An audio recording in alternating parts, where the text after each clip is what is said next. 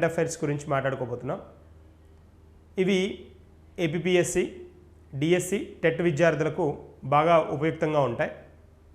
మన session first ఇవాళ burning topic Pandit Deen Dayal Upadhyaya. ఈ పేరు వినగానే పండిట్ దీన్ దయాళ్ ఉపాధ్యాయ అనగానే మనకు గుర్తొచ్చేది ఏంటి అని అంటే ఈయన సిద్ధాంతకర్త, రాజనీతిజ్ఞుడు, పరిశోధకుడు, మేధా సంపన్నుడు, స్థితప్రజ్ఞుడు. ఈయన సెప్టెంబర్ 25వ తారీఖున జన్మించడం జరిగింది. ఈ సెప్టెంబర్ 25నే మన గవర్నమెంట్ 2014 తర్వాత దీన్ని అంత్యోదయ దివస్గా ప్రకటించడం జరిగింది. ఈ అంత్యోదయ దివస్ అనడానికి కారణం ఏంటో చూద్దాం మనం. శ్యామ్ ప్రసాద్ ముఖర్జీ స్థాపించిన జనసంఘ్ పార్టీకి ప్రధాన కార్యదర్శిగా దీన్ దయాళ్ పనిచేశారు. ఆ జనసంఘ్ పార్టీని స్థాపించింది ఎవరు అనంటే శ్యామ్ ప్రసాద్ ముఖర్జీ. ఈయన స్థాపించిన ఈ జనసంఘ్కి మొదటి ప్రధాన కార్యదర్శిగా దీన్ దయాళ్ ఉపాధ్యాయ పనిచేయడం జరిగింది. ఉపాధ్యాయ అనేది ఆయన టైటిల్ అనమాట, బిరుదు అనమాట. సో ఇక్కడ మనం అబ్జర్వ్ చేస్తే ఈ పండిట్ దీన్ దయాళ్ ఉపాధ్యాయ ఆయన ఇక్కడ చెప్పుకున్నాం పరిశోధకుడని, రాజనీతిజ్ఞుడని, మేధా సంపన్నుడని.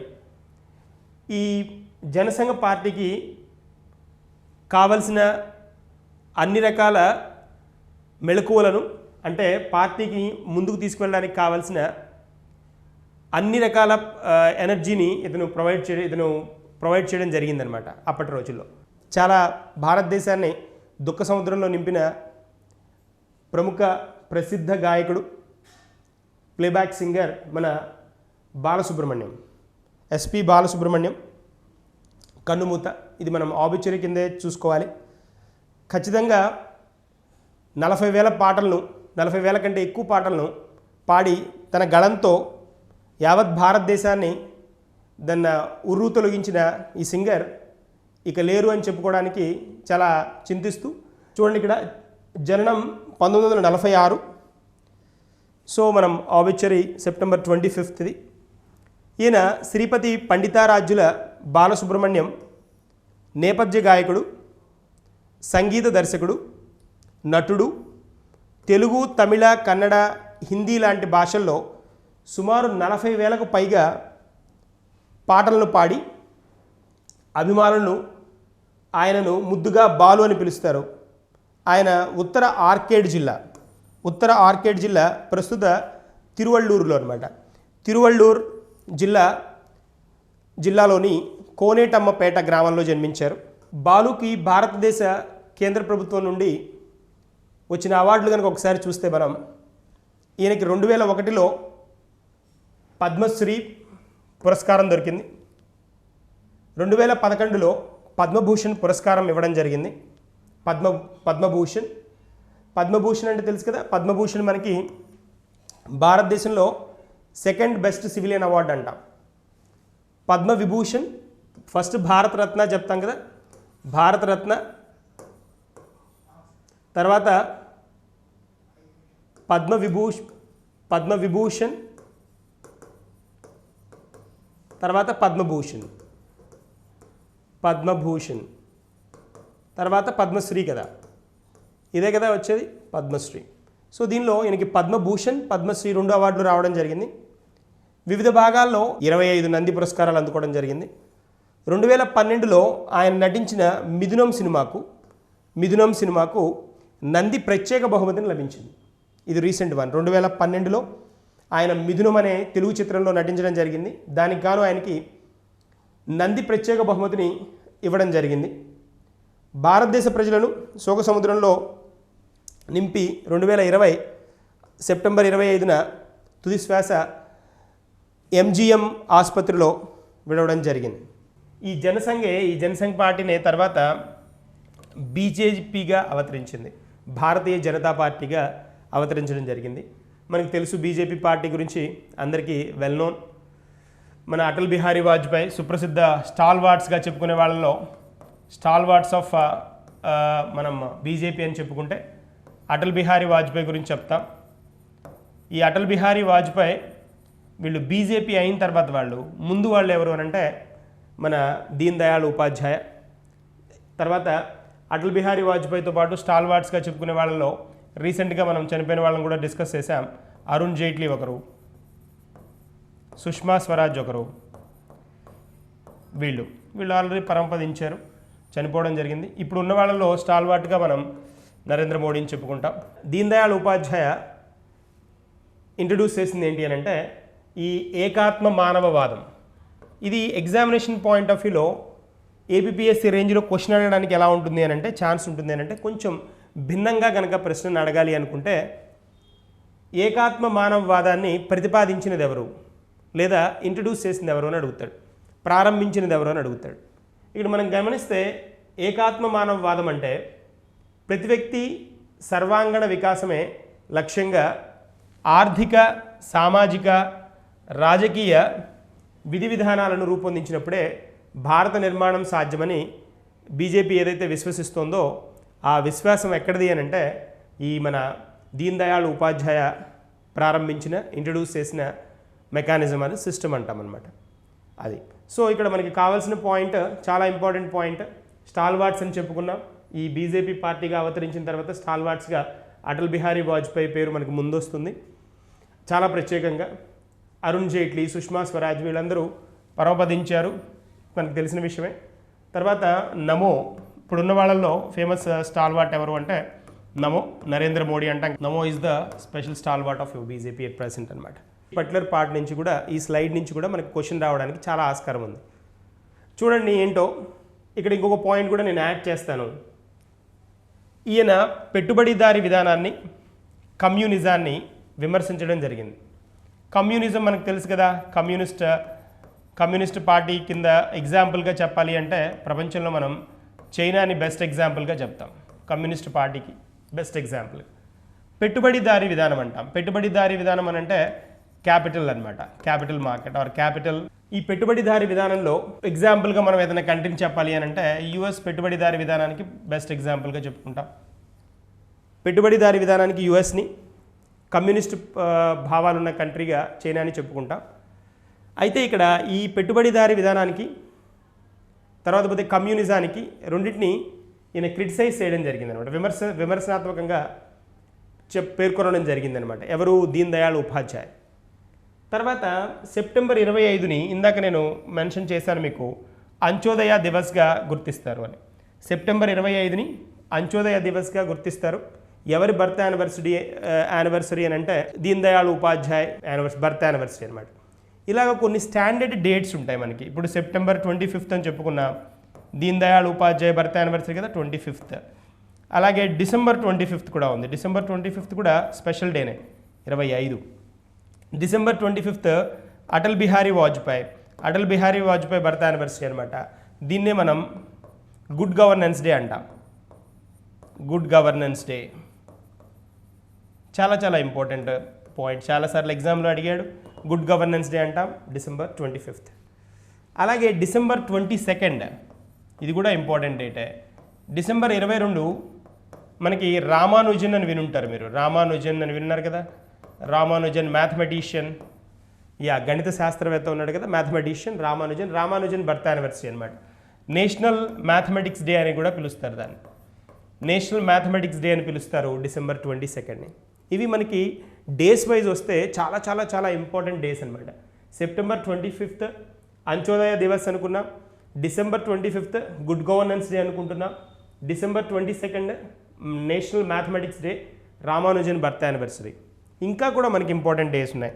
నవంబర్ 11 ఇది ఎన్నిసార్లు ఎగ్జామ్లో అడిగుంటాడో, ఆల్మోస్ట్ అన్ని కాంపిటేటివ్ ఎగ్జామినేషన్స్లో అడిగాడు. నవంబర్ 11ని మనం నేషనల్ ఎడ్యుకేషన్ డే అంటాం, ఎన్ఈడి అంటారు, నేషనల్ ఎడ్యుకేషన్ డే. ఇది మౌలానా అబుల్ కలాం ఆజాద్ ఈయన మన మొదటి క్యాబినెట్ ఎడ్యుకేషన్ మినిస్టర్ అనమాట, విద్యాశాఖ మంత్రి అనమాట. కేంద్ర క్యాబినెట్లో విద్యాశాఖ మంత్రి. అంబేద్కర్ ఎలాగో లా మినిస్టరో అలాగే క్యాబినెట్లో ఫస్ట్ ఎడ్యుకేషన్ మినిస్టర్ అనమాట. ఎవరు? మౌలానా అబుల్ కలాం ఆజాద్. ఇతని బర్త్ యానివర్సరీ ఎప్పుడు అని అంటే నవంబర్ 11. ఈ నవంబర్ 11నే మనం నేషనల్ ఎడ్యుకేషన్ డేగా సెలబ్రేట్ చేసుకుంటాం. Most important one. So November 11, December 25, September 25 Deen Dayal Upadhyay birth anniversary అనమాట. దీన్ దయాళ్ ఉపాధ్యాయ బర్త్ యానివర్సరీ మనం అంత్యోదయ దివస్ అని చెప్పుకుంటున్నాం. తర్వాత డిసెంబర్ 22 రామానుజన్ బర్త్డే అనుకున్నాం, నేషనల్ మ్యాథమెటిక్స్ డేగా చెప్పుకుంటున్నాం. గణిత శాస్త్రానికి దాని భారతదేశాన్ని రిప్రజెంట్ చేసిన స్పెషల్ పర్సన్గా రామానుజన్ చెప్పుకుంటాం. సో ఇవి వెరీ వెరీ ఇంపార్టెంట్ డేస్ అనమాట. డేస్ వైజ్ మనకి చాలా చాలా చాలా ఇంపార్టెంట్ డేస్ కింద మనం ఖచ్చితంగా చెప్పుకునేవి అనమాట. డిసెంబర్ 25 ఒకటి, నవంబర్ 11 ఒకటి, తర్వాత పోతే నెక్స్ట్ డిసెంబర్ 22 కదా, ఇంకొకటి కూడా ఉంది ఆగస్టు 29. ఇది కూడా చాలా చాలా ఇంపార్టెంట్. ఆగస్టు 29ని నేషనల్ స్పోర్ట్స్ డే అంటారు. National sports day. ఇది మనకి ధ్యాన్ చంద్ ఉన్నాడు కదా, hockey player, famous hockey player ఉన్నాడు కదా ధ్యాన్ చంద్ బర్త్డే అనమాట. ఆగస్టు 29. ఆగస్టు 29ని మనం నేషనల్ స్పోర్ట్స్ డేగా సెలబ్రేట్ చేసుకుంటాం. చాలా చాలా ఇంపార్టెంట్. ఇక్కడ కనిపించిన డేట్స్ అన్నీ మీకు ఖచ్చితంగా మీరు చదువుకోవాల్సిన డేట్స్ అనమాట. 2011లో ఎన్ఆర్ఎల్ఎంని ఇంట్రడ్యూస్ చేయడం జరిగింది. ఎన్ఆర్ఎల్ఎం అంటే ఏంటి అంటే నేషనల్ రూరల్ లైవ్లీహుడ్ మిషన్ అనమాట. నేషనల్ రూరల్ లైవ్లీహుడ్ మిషన్ అంటాం. లైవ్లీహుడ్ అంటే ఏంటి అని అంటే లైవ్లీహుడ్ అంటే జీవనాధారం అని. ఈ లైవ్లీహుడ్ మిషన్ని 2011లో దేని నుంచి పేరు మార్చారు అని అంటే, అంతకుముందు మనకి అజీవిక అనే ఒక స్కీమ్ ఉండేది. అజీవిక అంటే ఇది సంస్కృత పదం. అజీవిక అనేది సంస్కృత పదం. అజీవిక అంటే ఏంటి అంటే జీవనాధారం అనే మీనింగ్ అనమాట. ఈ అజీవిక అనే పదాన్ని ఏం చేశారు అని అంటే నేషనల్ రూరల్ లైవ్లీహుడ్ మిషన్గా 2011లో మార్చడం జరిగింది. అంటే ఇది అంతకుముందు ఏముండేది అని అంటే ఈ అజీవిక స్కీమే స్వర్ణ జయంతి గ్రామ్ స్వరోజ్గార్ యోజన అని పిలిచేవాళ్ళు. ఈ జయంతి గ్రామ్ స్వరోజ్గార్ యోజనని 2011లో నేషనల్ రూరల్ లైవ్లీహుడ్ మిషన్గా మార్చడం జరిగిందనమాట. తర్వాత ఇదే ప్రోగ్రామ్ని 2015లో దీన్ దయాళ్ అంత్యోదయ యోజన అజీవికగా పేరు మార్చారు. 2015లో వచ్చిన బీజేపీ గవర్నమెంట్ వాళ్ళు దాన్ని మళ్ళీ దీన్ దయాళ్ పేరుని మళ్ళీ తీసుకొని రావడం జరిగింది. దీన్ దయాళ్ అంత్యోదయ యోజన కింద ఈ ఎన్ఆర్ఎల్ఎంకి పేరు మార్చడం జరిగింది. మళ్ళీ అజీవిక అనే పేరు ఇవ్వడం జరిగిందనమాట. సో ఇది అజీవిక అనేది కనుక ఏది స్కీమ్ ఏది అని దేనికి సంబంధించిన స్కీమ్ అని కనుక అడిగాడు అని అంటే నేషనల్ రూరల్ లైవ్లీహుడ్ మిషన్కి సంబంధించిన స్కీమ్ అని మనం గుర్తించాలి. చాలాసార్లు గ్రూప్ 2లో అడిగాడు, చాలాసార్లు అడిగాడు ఆ క్వశ్చన్ని. ఎలాగో అని అంటే అజీవిక అనేది క్రింది వాటిలో దేనికి సంబంధించింది అని అడిగాడు. అజీవిక అంటే నేషనల్ రూరల్ లైవ్లీహుడ్ మిషన్. మర్చిపోవద్దు, రూరల్ అనేది మర్చిపోకూడదు. తర్వాత ఇక్కడ చూడండి అజీవిక గ్రామీణ్ ఎక్స్ప్రెస్. ఈ రెండు ఒకటేనా అంటే ఈ అజీవిక స్కీమ్ వేరు, అజీవిక గ్రామీణ్ ఎక్స్ప్రెస్ అనేది వేరు. ఈ అజీవిక గ్రామీణ్ అనేది ఏంటి అని అంటే ఈ పర్టికులర్ స్కీమ్ ఏంటి దేనికి సంబంధించింది అని అంటే గ్రామాలలో రవాణాకి సంబంధించింది అనమాట. గ్రామాలలో మంచి రవాణా ప్రొవైడ్ చేయడం కోసం ఇంట్రడ్యూస్ చేసిన స్కీమ్ అనమాట. అజీవిక గ్రామీణ్ ఎక్స్ప్రెస్ అంటున్నాం కదా, గ్రామీణ్ అంటే గ్రామము, ఎక్స్ప్రెస్ అంటే రవాణాకి సంబంధించిన స్కీమ్ అనమాట. గ్రామాల్లో మంచి రవాణా సదుపాయాలని ప్రొవైడ్ చేయడానికి ఇంట్రడ్యూస్ చేసిన స్కీమ్ అనమాట. సో ఇది మనం దీన్ దయాళ్ ఉపాధ్యాయ్ సెప్టెంబర్ 25 అతని బర్త్ యానివర్సరీ అని సెలబ్రేట్ చేసుకుంటామని చెప్పాం. 104వ బర్త్డే అని చెప్పుకుంటున్నాం. సో తర్వాత ఇక్కడ 2016లో 100 సంవత్సరాలు సెంచురీ నిండిందని చెప్పుకున్నాం. 100 years దీన్ దయాళ్ ఉపాధ్యాయ్ స్కీమ్కి దీన్ దయాళ్ ఉపాధ్యాయ్ జన్మదినం స్టార్ట్ చేసి 100 సంవత్సరాలు అయిందని చెప్పుకున్నాం. తర్వాత ఇక్కడ డే ఎన్ఆర్ఎల్ఎం. ఈ ఎన్ఆర్ఎల్ఎం అంటే ఆల్రెడీ చెప్పుకున్నాం కదా, ఎన్ఆర్ఎల్ఎం అంటే నేషనల్ రూరల్ లైవ్లీహుడ్ మిషన్. దీనికి ఏం చేశారంటే కొత్తగా డే అనే దాన్ని ముందు యాడ్ చేశారు. డే అంటే ఏంటి అంటే దీన్ దయాళ్ అంత్యోదయ యోజన. ఈ Deen Dayal Antyodaya Yojana national rural livelihood machine అని పిలుస్తున్నారు. ఇప్పుడు ఇది రూరల్ మాత్రమే, గుర్తుంచుకోండి, రూరల్ మాత్రమే. తర్వాత మనం ఇందాక కొన్ని పదాలను వాడాను. స్వర్ణ జయంతి గ్రామ్ స్వరోజ్గార్ యోజన అని, అదే SGSY ఉంది కదా, స్వర్ణ జయంతి గ్రామ స్వరోజ్గార్ యోజన. 2011లో జాతీయ గ్రామీణ జీవనాధార మిషన్ లేదా నేషనల్ రూరల్ లైవ్లీహుడ్ మిషన్ ఇది చెప్పుకున్నాం. ఈ నేషనల్ రూరల్ లైవ్లీహుడ్ మిషన్ అయినా ఈ తర్వాత వచ్చిన ప్రోగ్రాంలు అయినా వాటి ఉద్దేశం ఏంటి అని అంటే వాటి ఉద్దేశం ఎందుకని ఇంట్రడ్యూస్ చేశారు ఈ స్కీమ్ని అని అంటే పేదరికం నిర్మూలించడానికి, గ్రామాలలో ఉద్యోగ అవకాశాలు కల్పించడానికి, ఉపాధి అవకాశాలు పెంచడానికి. గ్రామాలలో ఉపాధి అవకాశాలు పెంచడం అనేది ముఖ్య ఉద్దేశంగా ఈ పర్టికులర్ స్కీమ్ చెప్పుకుంటాం అనమాట. ఇక్కడ చూడండి మనకి స్కిల్స్ డెవలప్మెంట్. గ్రామాలలో కనుక పేదరికాన్ని నిర్మూలించాలంటే ఏం చేయాలి? ఉద్యోగ అవకాశాలు కల్పించాలి. మరి ఉద్యోగ అవకాశాలు కల్పించాలంటే వాళ్ళకు ఉండే ఎడ్యుకేషన్ తక్కువ ఉంటుంది కాబట్టి వాటికి సరిపడే ఆ స్కిల్స్కి సరిపడే ఉద్యోగ అవకాశాలు కనుక కల్పిస్తే పేదరికాన్ని నిర్మూలించవచ్చు అనే దాని మీద ఫోకస్ అయ్యే పాయింట్ అనమాట ఇది. తర్వాత ఇక్కడ చూద్దాం DNRLM అని చెప్పుకున్నాం కదా. ఈ DNRLM అనే concept BJP government first time రీసెంట్గా 2015లో మొదటిసారిగా గెలిచిన సందర్భంలో ఇంట్రడ్యూస్ చేసిన పేరు అనమాట DNRLM అని. అదే కాన్సెప్ట్లో మనం చెప్పుకుంటుంది ఫస్ట్ పాయింట్లోనే నేషనల్ అర్బన్ లైవ్లీహుడ్ మిషన్ కదా, Deen Dayal Antyodaya Yojana, national urban livelihood mission. ఇందాక దాకా రూరల్ చూశారు, ఇప్పుడు అర్బన్ మాట్లాడుతున్నాను. అర్బన్ కూడా ఉంది. Deen Dayal Antyodaya Yojana, national rural livelihood machine, Deen Dayal Yojana, national urban livelihood machine. ఇది అర్బన్ లైవ్లీహుడ్ మిషన్ని దీన్ని ఏమని పేరు మార్చారు అంటే రీసెంట్గా దీనికి ఏమని పేరు ఇచ్చారంటే దీన్ దయాళ్ అంత్యోదయ యోజన రాష్ట్రీయ సహారీ అజీవికా మిషన్ అని ఇచ్చారు. సహారీ అజీవికా మిషన్, సహారీ అజీవికా మిషన్ అని కొత్త పేరు ఇచ్చారు. కన్ఫ్యూజ్ అవ్వాల్సిన అవసరం లేదు, కన్ఫ్యూజ్ అవ్వే ఛాన్సే లేదు, అక్కర్లేదు. రాష్ట్రీయ సహారీ అజీవికా మిషన్ అని కనుక అడిగాడు అని అంటే మీరు డైరెక్ట్గా NULMకి వెళ్ళాలి, నేషనల్ అర్బన్ లైవ్లీహుడ్ మిషన్కి వెళ్ళాలి. అజీవిక అని అన్నాడు అని అంటే నేషనల్ రూరల్ లైవ్లీహుడ్ మిషన్ ఆప్షన్కి వెళ్ళాలి. సో చాలా జాగ్రత్తగా ఉండండి. నేషనల్ రూరల్ లైవ్లీహుడ్ మిషన్ అయినా, నేషనల్ అర్బన్ లైవ్లీహుడ్ మిషన్ అయినా వీటిలో లైవ్లీహుడ్ ఉంది చూడండి. లైవ్లీహుడ్ అంటే జీవనాధారం కదా, అంటే ఉపాధి అవకాశాలు కలిగించడమే కదా, మర్చిపోకండి. ఇక్కడ కన్ఫ్యూజన్ ఎక్కడ వస్తుంది అని అంటే MGNREGS ప్రోగ్రాంలో వస్తుంది. మళ్ళీ MGNREGS ఉంది కదా, MGNREGS స్కీమ్ కూడా ఉపాధి పథకమే కదా, ఉపాధి హామీ పథకం కదా ఇది. ఇక్కడ కన్ఫ్యూజన్ వస్తుందన్నమాట. Mahatma Gandhi national rural employment guarantee scheme or national employment guarantee act అంటాం. MGNREGSకి, NRLMకి ఆర్ NRLM ఆర్ NULM ఏదైతే ఉందో దీనికి తేడా ఏంటి అని అంటే, ఈ రెండింటికి తేడా ఏంటి అని అంటే MGNREGS, NRLM కానీ NULM కానీ ఈ రెండు స్కీమ్స్ కూడా వాటి ఉద్దేశం ఉపాధి కలిగించడమే. కానీ MGNREGS వచ్చేటప్పటికి ఉపాధి హామీ పథకం అంటే ఒక సంవత్సర కాలంలో ఎన్ని రోజుల ఉపాధిని కలిగిస్తాము అనేది గవర్నమెంట్ చెప్తుంది. కానీ ఇక్కడ ఎన్ని రోజులు ఉపాధి ఇస్తాం అనేదాన్ని చెప్పదు, దట్టు హామీ ఇవ్వదు.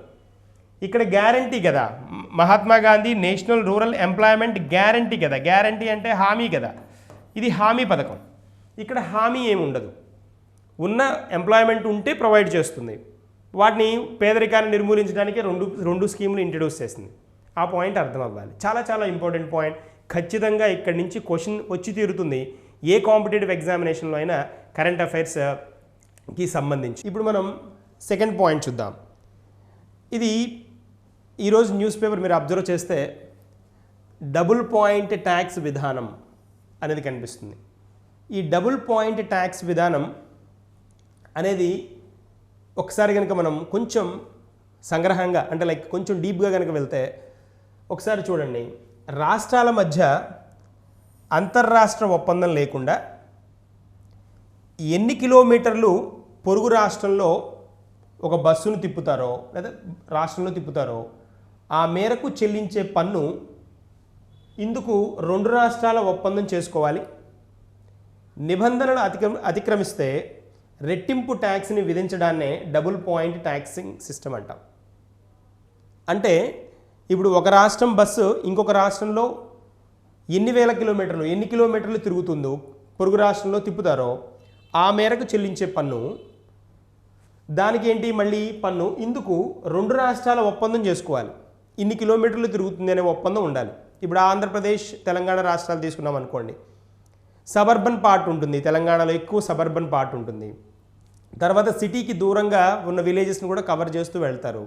అన్నప్పుడు ఏంటి, ఆంధ్రప్రదేశ్ నుంచి తెలంగాణకు వెళ్ళిన బస్సులు ఎక్కువ కిలోమీటర్లు తిరగాల్సి వస్తుంది.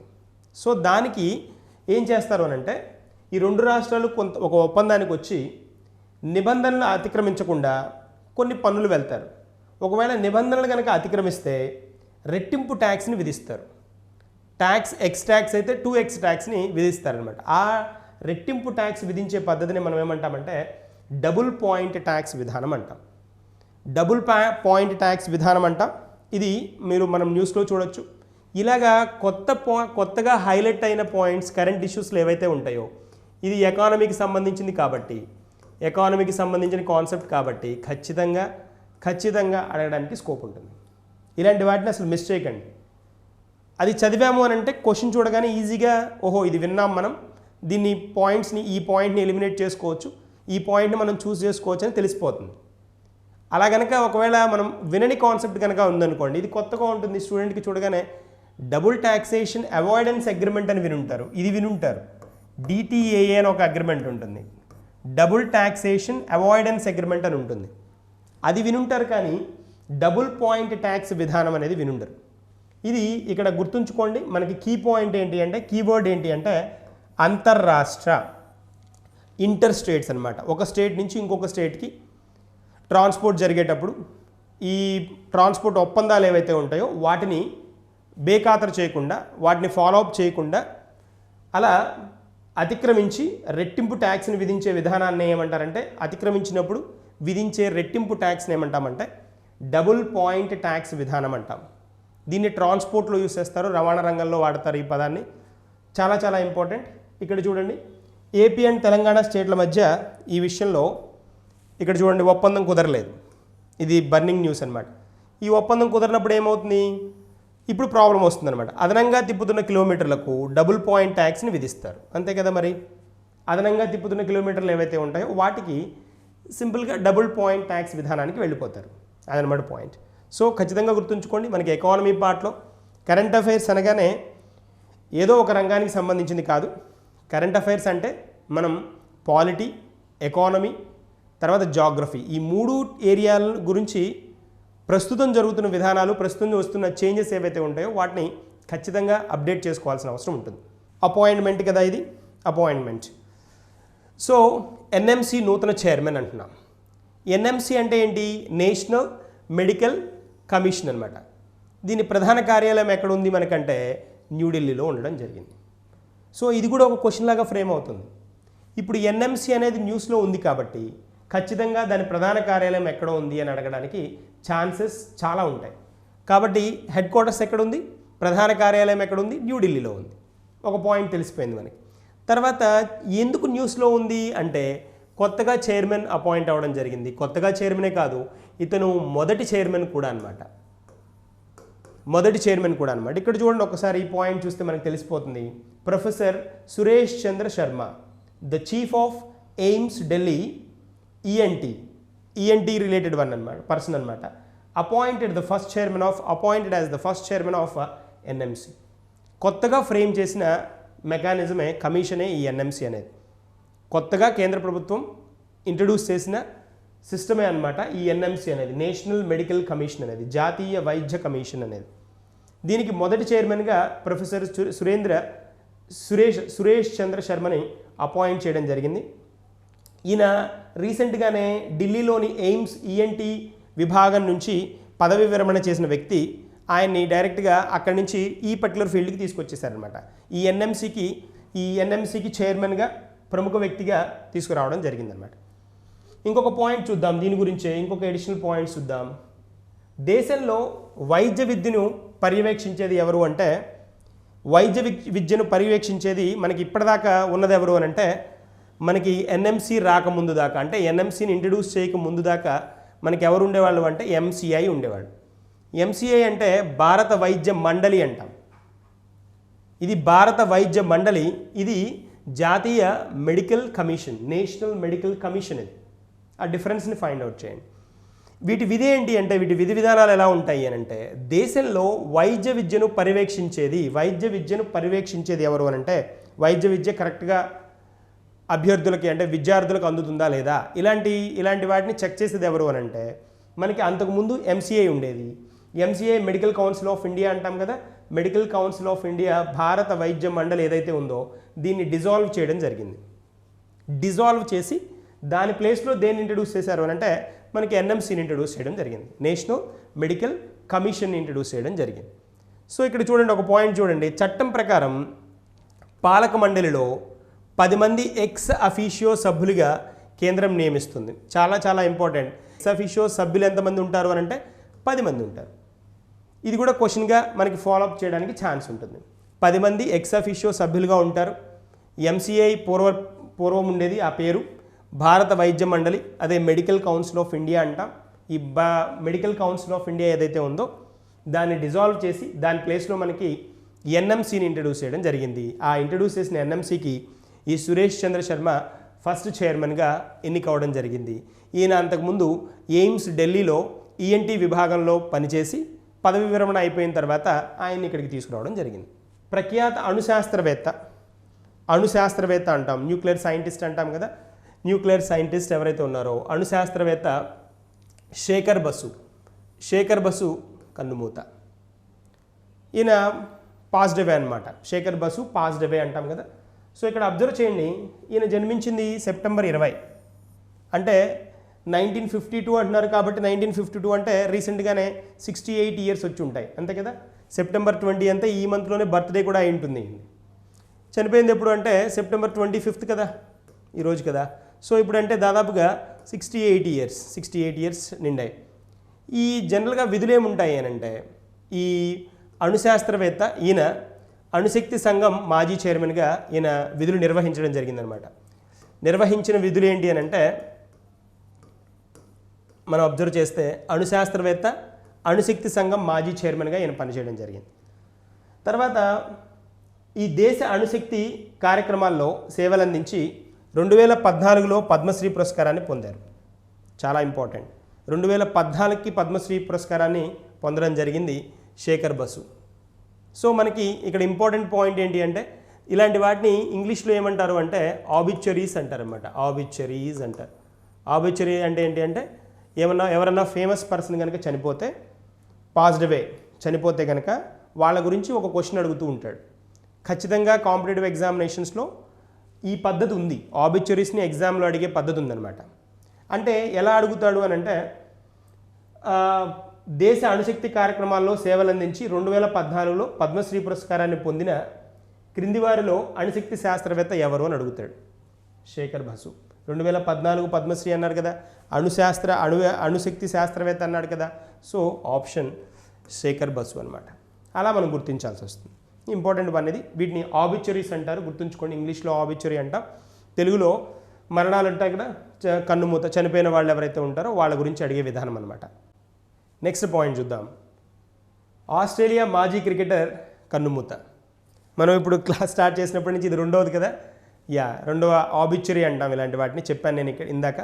ఇంపార్టెంట్ డేస్ ఒకటి, ఆబిచ్యురీస్ ఒకటి. ఈ రెండు ఏరియాల నుంచి కరెంట్ అఫైర్స్ కింద ఖచ్చితంగా మనకి ఎగ్జామ్ పాయింట్ ఆఫ్ వ్యూలో 1 మార్క్ ఖచ్చితంగా వస్తుంది. ఇది ఆబిచ్యురీ అనమాట. ఆబిచ్యురీ అంటా అని చెప్పాను కదా, ఆబిచ్యురీ అంటారు. ఆస్ట్రేలియా మాజీ క్రికెటర్ కన్నుమూత. ఈ పేరు మనం డీన్ జోన్స్ అనే పేరు, ఈయన ఆస్ట్రేలియా క్రికెటర్ కదా. ఈయన పేరు బాగా ఎక్కువగా మనం విన్నది దేని ద్వారా అంటే, దేనిలాగా విన్నాము అని అంటే మంచి వ్యాఖ్యాతలాగా విన్నాం. క్రికెట్ ప్లేయరే కాకుండా ఇతను కోచ్ కూడా. చూడండి ఇక్కడ, మాజీ క్రికెటర్, కోచ్, వ్యాఖ్యాతగా బాగా పేరు పొందాడు. All of A sudden health issues తోటి చనిపోవడం జరిగింది. ఎనీవేస్, మనకి క్వశ్చన్ ఎలా అడుగుతాడు అంటే, ఆస్ట్రేలియా మాజీ క్రికెటర్ కన్నుమూత కదా మన హెడ్ టైటిల్. రీసెంట్గా ప్రముఖ ఆస్ట్రేలియా కోచ్, వ్యాఖ్యాత, క్రికెటర్ క్రింది వారిలో ఎవరు మరణించడం జరిగింది అని క్వశ్చన్ అడుగుతాడు. డీన్ జోన్స్ అనేది గుర్తుంచుకోవాలి. ఇమేజెస్ చూడండి. ఇలాంటి ఇమేజెస్ ఇవ్వడం వల్ల ఏమవుతుందనంటే, ఇలా ఇమేజెస్ ఉన్నప్పుడు కరెంట్ అఫైర్స్ కనుక చదివితే అవి బాగా వాటి ఇంప్రింట్ మైండ్లో ఉండిపోతుంది అనమాట. ఎగ్జామినేషన్లో మనకి ఆప్షన్స్ని ఎలిమినేట్ చేయడానికి ఈ తరహా విద్యా విధానం ఖచ్చితంగా ఉపయోగపడుతుంది. సో మనకి అది ఇంత క్యాచీగా, ఇంత వివరంగా మనకి మన ఎస్ పబ్లికేషన్స్ ప్రొవైడ్ చేస్తుంది. కాబట్టి ఈ అవకాశాన్ని కనుక, ఈ కరెంట్ అఫైర్స్ని కనుక డైలీ ఇంకా మీరు నోట్ చేసుకోవడం అనే అవసరం లేకుండా వీటిని కనుక యాజ్ ఇట్ ఈస్గా వచ్చిన ఇన్ఫర్మేషన్ని ఆ 45 మినిట్స్ ఆర్ 1 అవర్ వీడియోని కనుక క్లియర్గా కనుక విన్నట్టయితే మంచి అవగాహన వస్తుంది, వాటిని ఎక్కువ రోజులు గుర్తుంచుకోవడానికి కూడా ఛాన్స్ ఉంటుంది. తర్వాత ఎగ్జామినేషన్లో ఆప్షన్స్ని ఎలిమినేట్ చేసుకోవడానికి కూడా స్కోప్ దొరుకుతుంది. నెక్స్ట్ వన్ చూడండి, చాలా చాలా ఇంపార్టెంట్. ఖచ్చితంగా ఇక్కడి నుంచి నేను క్వశ్చన్ వస్తుందని చెప్పగలను, 100% వస్తుందని చెప్తాను. ఎందుకు అని అంటే విమెన్ ఎంపవర్మెంట్ గురించి, అంటే స్త్రీ సాధికారత గురించి మనకి ప్రశ్నలు అడుగుతున్న దాఖలాలు చాలా ఉన్నాయి ఈ మధ్య జరుగుతున్న ఎగ్జామ్స్లో. స్త్రీ సాధికారత గురించి పాయింట్ రిలేటెడ్గా ఉంది అని అంటే ఖచ్చితంగా క్వశ్చన్ అడగడం జరుగుతుంది. ఇప్పుడు చూడండి, ఇక్కడ రాఫెల్ యుద్ధ విమానాన్ని నడపనున్న మొదటి మహిళ అన్నారు. ఈవిడ పేరు చూడండి, ఎగ్జామ్లో 100కు 100% కనిపిస్తుంది. క్వశ్చన్ ఇక్కడి నుంచి ఖచ్చితంగా అడిగి తీరుతాడు. రాఫెల్ యుద్ధ విమానం, ఈ రాఫెల్ యుద్ధ విమానం దీని గురించి మనకి పార్లమెంట్లో బాగా చర్చలు జరగడం తెలిసింది, బాగా విన్నారు మీరు. పార్లమెంట్లో వాదోపవాదాలు జరగడం జరిగింది ఇక్కడ దీని గురించి. అపోజిషన్ పార్టీ, లీడింగ్ పార్టీ రెండు బాగా ఎక్కువగా డిస్కస్ చేసిన కొన్ని అంశాలలో ఇది కూడా ఒక అంశం. రాఫెల్ డీల్ గురించి రకరకాల భిన్నాభిప్రాయాలను వ్యక్తపరిచారు. ఎనీవేస్, ఇప్పుడు ఈ రాఫెల్ యుద్ధ విమానాలు రీసెంట్గానే మనకేమయ్యాయి అంటే ఇండియాలోకి మనకి 5 రావడం జరిగిందనమాట. అంబాలా పార్ట్లోకి, అంబాలా ఉంది కదా ఢిల్లీ ప్రెమిసెస్లో, అంబాలాకి 5 విమానాలని, రాఫెల్ విమానాలని మనం తీసుకురావడం జరిగిందనమాట. ఇంకొక 5 విమానాలని ఫ్రాన్స్లోనే ఉంచి అక్కడే ట్రైనింగ్ ఇవ్వడం జరుగుతుందన్నమాట. తర్వాత మొత్తం మన డీల్ ఎంత అంటే ఈ రాఫెల్ విమానాలు మనకి ఎన్ని తీసుకుంటున్నామంటే మనం 36 ఈ రాఫెల్ విమానాలకి సైన్ చేసామన్నమాట, మనకి ఇవ్వాల్సి ఉందన్నమాట. దానిలో ఇప్పుడు వచ్చినవి ఏంటి అంటే 5 వచ్చాయి. ఈ 5కి ట్రైనింగ్లో, అంటే దీన్ని నడపడానికి మరి ట్రైనింగ్ ఇవ్వాలి కదా, ఖచ్చితంగా ఈ జెట్ ప్లేన్స్ ఏవైతే ఉంటాయో వీటిని ఖచ్చితంగా నడపాలి అని అంటే ట్రైనింగ్ ఇవ్వాలి. సో అందుకని ఈ ట్రైనింగ్లో ఈ శివాంగి సింగ్, బీ క్లియర్, శివాంగి సింగ్ ఈవిడ ఫ్లైట్ లెఫ్టినెంట్. ఈ ఫ్లైట్ లెఫ్టినెంట్ ఇక్కడ చూస్తున్నారు మీరు ఇమేజ్, ఆవిడ శివాంగి సింగ్. కన్ఫ్యూజ్ అవ్వకండి, శివంగి అనే ఆవిడ ఇంకొక ఆవిడ ఉంది. ఆవిడ నావీస్ ఫస్ట్ విమెన్ పైలట్ అనమాట. నావీలో ఫస్ట్ విమెన్ పైలట్ ఇండియా హిస్టరీలోనే. చాలా చాలా స్పెషల్ ఆవిడ శివంగి, ఈవిడ శివాంగి, డోంట్ గెట్ కన్ఫ్యూజ్. ఆవిడ శివంగి, ఆవిడ సందర్భం వచ్చినప్పుడు నేను మాట్లాడతాను, డిస్కస్ చేస్తాను. ఇప్పుడు మనం మాట్లాడుతోంది శివాంగి సింగ్, ఈవిడ ఫ్లైట్ లెఫ్టినెంట్ అనమాట. భద్రతా దళాల్లో మహిళల సంఖ్య క్రమంగా పెరుగుతోంది, మీరు గమనించుంటారు. గత 5-10 ఏళ్లగా మీరు చూస్తే 5 to 10 years గ్యాప్లో, ఈ డికేడ్ కనుక అబ్జర్వ్ చేస్తే ఈ 10 ఏళ్ల గ్యాప్లో భద్రతా దళాల్లో మహిళల సంఖ్య క్రమంగా పెరుగుతోంది. నావీలో అయినా, డిఫెన్స్లో అయినా, ఎయిర్ ఫోర్స్లో అయినా వీళ్ళ నెంబర్ పెంచుతూ వస్తున్నారు. ఈ రాఫెల్ ఫైటర్ గురించి ఒకసారి మనం కనుక చూసామంటే, రాఫెల్ ఫైటర్ జెట్లను నడిపేందుకు సిద్ధం చేసిన గోల్డెన్ యారోస్ స్క్వాడ్రన్లో ఆమె అధికారికంగా చేరారు. Important, golden arrows squadron. ఈ గోల్డెన్ యారోస్ స్క్వాడ్రన్లో ఈవిడ మెంబర్గా తీసుకోవడం జరిగిందనమాట. ఈ మెంబర్గా తీసుకున్న వాళ్ళని ఏం చేస్తారు అంటే ట్రైన్ చేసి ఈ ప్లేన్స్ని నడపడానికి కావాల్సిన శక్తి సామర్థ్యాలన్నింటినీ వాళ్ళు క్రోడీకరించుకునే విధంగా వాళ్ళని తయారు చేస్తారనమాట. సో అది ఈవిడ స్పెషాలిటీ. రాఫెల్ యుద్ధ విమానాన్ని నడపనున్న మొదటి మహిళ శివాంగి సింగ్. ఇంకొంచెం ఎడిషనల్ పాయింట్స్ చూద్దాం కొన్ని ఈవిడ గురించినవి. ఇక్కడ చూడండి, కొన్ని పాయింట్స్ నేను ఎడిషనల్గా యాడ్ చేశాను. ఐఏఎఫ్లో పనిచేస్తున్న మొత్తం మహిళల సంఖ్య, హైయర్ అఫీషియల్స్ సంఖ్య 1875. చూడండి, పెద్ద నెంబరే, గుడ్ నెంబర్. స్త్రీ సాధికారత భారతదేశంలో ఉంది అని చెప్పడానికి ఇది ఒక నిదర్శనం. ఎందుకు అంటే ఇలాంటి వైమానిక దళాలకు కానీ లేకపోతే డిఫెన్స్ దళాలు ఏవైతే ఉంటాయో వాటిలోకి స్త్రీలను పంపడానికి జనరల్గా ఇండియన్ సిస్టమ్ ట్రెడిషన్, మన ట్రెడిషన్ సాంప్రదాయాలు ఒప్పుకోవు.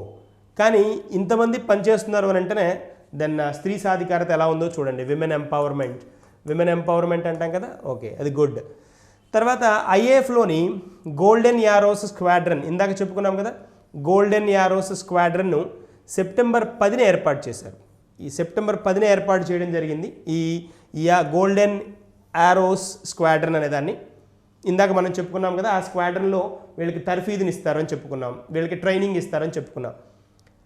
ఇది సెప్టెంబర్ 10న ఏర్పాటు చేయడం జరిగిందని తెలిస్తే సరిపోతుంది. తర్వాత ఇక్కడ రాఫెల్ యుద్ధ విమానం గురించి కొన్ని పాయింట్స్ విందాం.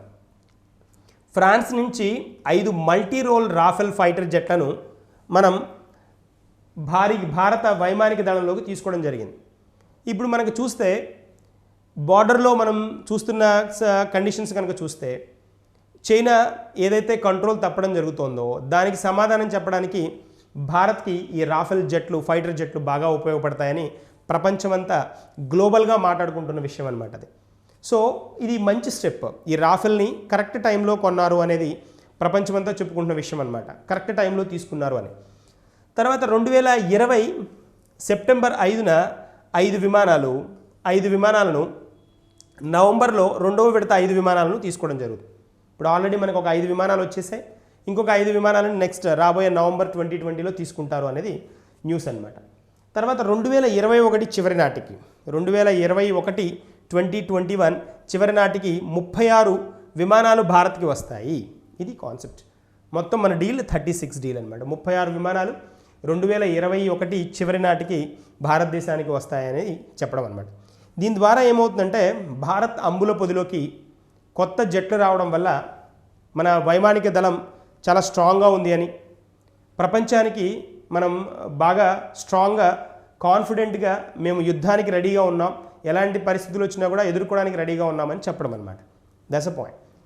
తర్వాత చూడండి, ఇంకొక పాయింట్కి వెళ్తాను. దీనిలోనే ఎడిషనల్ వన్ చూద్దాం. ఇక్కడ చూడండి, శివాంగి సింగ్ కదా, ఇందాక చెప్పుకున్నాం కదా, శివాంగి సింగ్ అనుకున్నాం కదా మొదటి మహిళ. ఈ శివాంగి సింగ్ నేపథ్యం కనుక మీరు చూస్తే ఈవిడ స్వస్థలం ఉత్తరప్రదేశ్ వారణాసి అనగానే మనకు గుర్తొచ్చేది ఏంటి అని అంటే నమో నరేంద్ర మోడీస్ నమోస్ కాన్స్టిట్యుయెన్సీ కదా, నియోజకవర్గం ఎవరిది, constituency of Namo, Narendra Modi's constituency అనమాట. నరేంద్ర మోడీ కాన్స్టిట్యుయెన్సీ వారణాసి, గుర్తుంచుకోవాలి, ఇంపార్టెంట్ వన్. ఈవిడ స్వస్థలం ఎక్కడ అంటే ఉత్తరప్రదేశ్. బెనారస్ హిందూ విశ్వవిద్యాలయంలో చదవడం జరిగింది. దీనికి చాలా చరిత్ర ఉంది. బెనారస్ హిందూ విశ్వవిద్యాలయం, ఇది మనం సమయానుకూలంగా దీని గురించి డిస్కస్ చేద్దాం. మదన్ మోహన్ మాలవ్య అనమాట, చాలా మంచి very good famous person Madan Mohan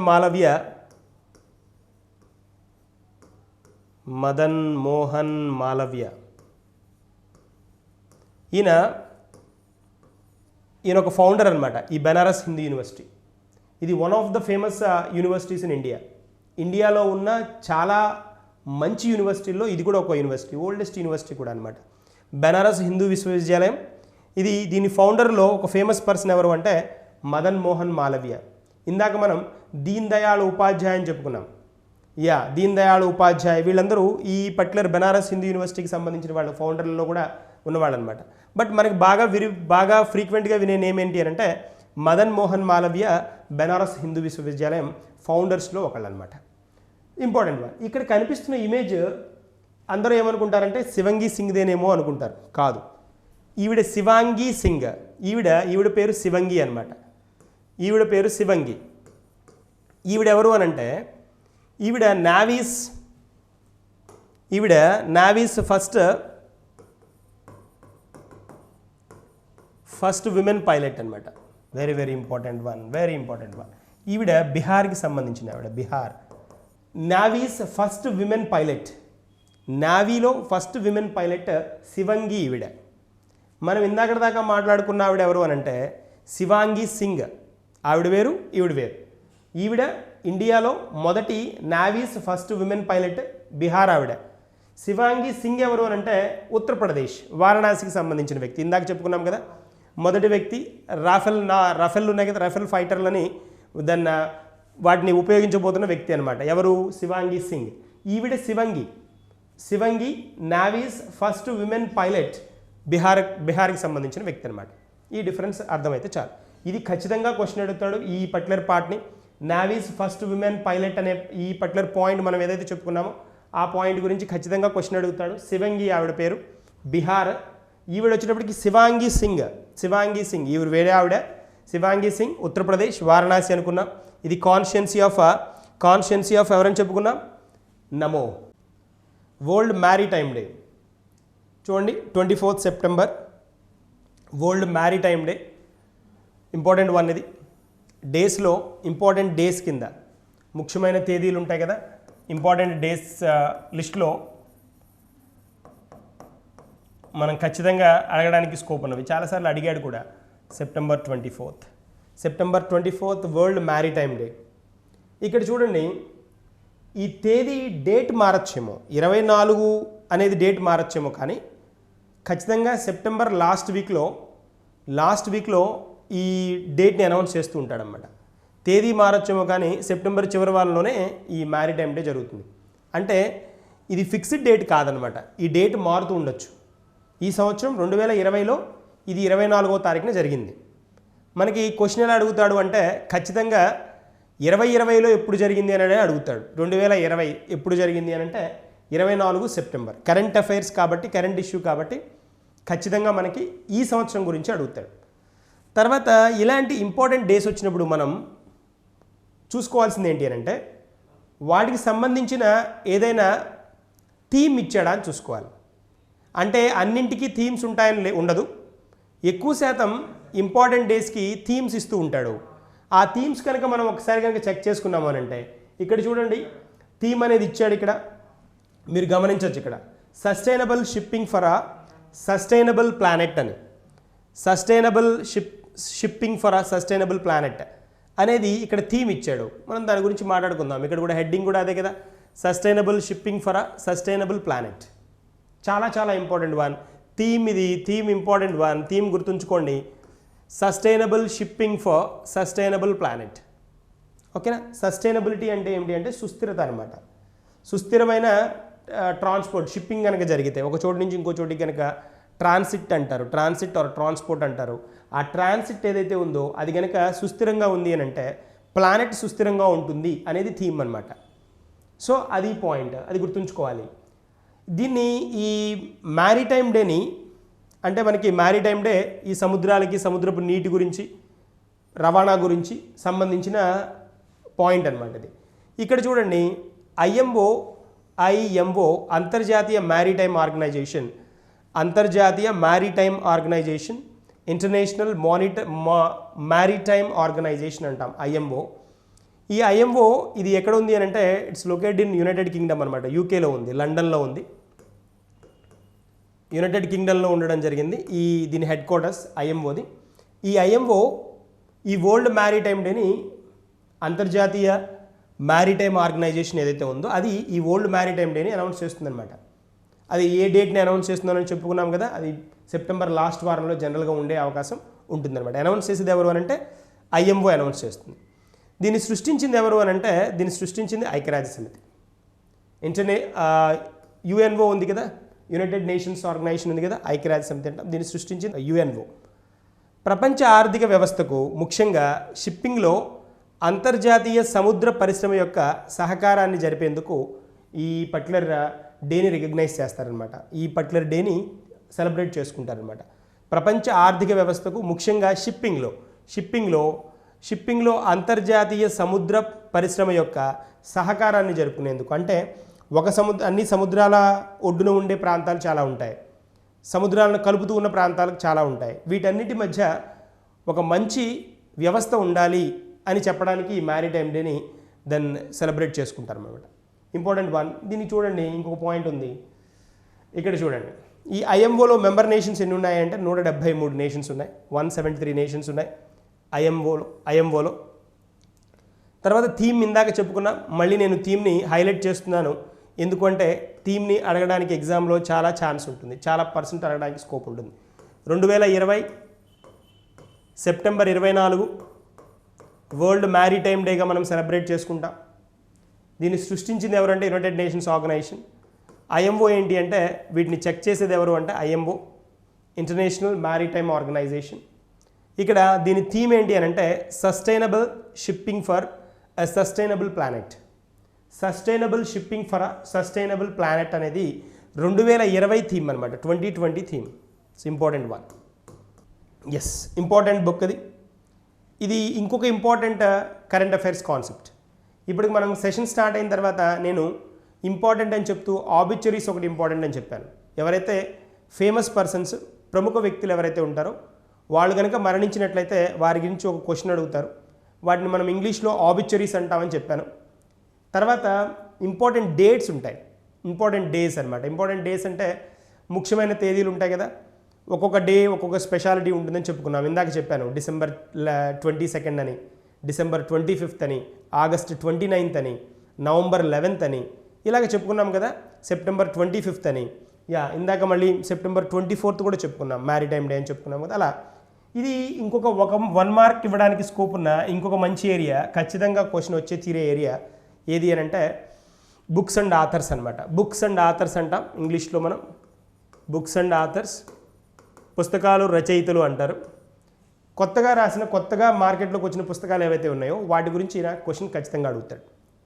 question ఎలా అడుగుతాడు అని అంటే పుస్తకం పేరిచ్చి ఆథర్ ఎవరన్నా అడగచ్చు, లేదా ఆథర్ నేమ్ ఇచ్చి రీసెంట్గా రాసిన పుస్తకం ఏంటని అడగచ్చు. సో ఇలాంటి క్వశ్చన్ ఖచ్చితంగా వస్తుంది. మనకి ఈ ఏరియాని కాంప్లికేట్ చేసిన సందర్భాలు లేవు, అసలు సింపుల్గానే క్వశ్చన్ అడుగుతున్నాడు. కాబట్టి ఇక్కడ చూడండి, ఏ book title voice of dissent, voice of dissent పుస్తకం పేరుది. రచయిత ఎవరంటే రొమిలా తపర్, రొమిలా తపర్ అనే ఆవిడ రైటర్ అనమాట, రచయిత అనమాట. ఇక్కడ కనిపిస్తున్నారు చూడండి మీకు పిక్చర్లో. So voice of dissent is a book written by Romila Thapar. Romila Thapar అనే ఆవిడ ఈ బుక్ని రాయడం జరిగింది అనమాట. వెరీ వెరీ ఇంపార్టెంట్, కన్ఫామ్గా ఎగ్జామ్ రెకనర్ ఇది, ఎగ్జామ్లో మీకు కనిపించి తీరే క్వశ్చన్ అనమాట, ఏరియా అనమాట, 1 mark important area. So next వన్కి వెళ్దాం. Important one books and authors కాన్సెప్ట్లోది ఇంకొక కాన్సెప్ట్ చూడండి. ఇది కూడా మళ్ళీ బుక్ అండ్ ఆథరే, బుక్కే, రీసెంట్ బుక్కే. Book title kitchens of the gratitude. Kitchens of the gratitude. Gratitude అంటే మనకు తెలుసు కదా, గ్రాటిట్యూడ్ అంటే కృతజ్ఞత కదా, కృతజ్ఞత అంటాం కదా. గ్రాటిట్యూడ్ లేదండి, గ్రాటిట్యూడ్ ఉందండి అని చెప్తుంటాం కదా. గ్రాటిట్యూడ్ అంటే ఏంటంటే కృతజ్ఞత అనమాట. చాలా నైస్గా ఫ్రేమ్ చేయడం జరిగింది చూడండి బుక్ నేమ్ని, కిచెన్స్ ఆఫ్ గ్రాటిట్యూడ్. ఇక్కడ మీకు ఈ పిక్చర్ చూస్తే దానికి కిచెన్స్ ఆఫ్ గ్రాటిట్యూడ్ అని అనడానికి రీజన్ అర్థమైపోతుంది. రాసిన పర్సన్ ఎవరు అంటే చెఫ్ కదా, అంతే కదా. So kitchens of gratitude is a book authored by chef Vikas Khanna. Vikas Khanna అనే చెఫ్, ఫేమస్ చెఫ్, అతను ఇంటర్నేషనల్ ఫేమస్ చెఫ్, ఇతను రాయడం జరిగింది అనమాట. వికాస్ ఖన్నా రాయడం జరిగింది ఈ పుస్తకాన్ని. చాలా ఇంపార్టెంట్ వన్. బుక్ నేమ్ ఇంకోసారి చూద్దాం, kitchens of gratitude. That is a book written by author is Vikas Khanna.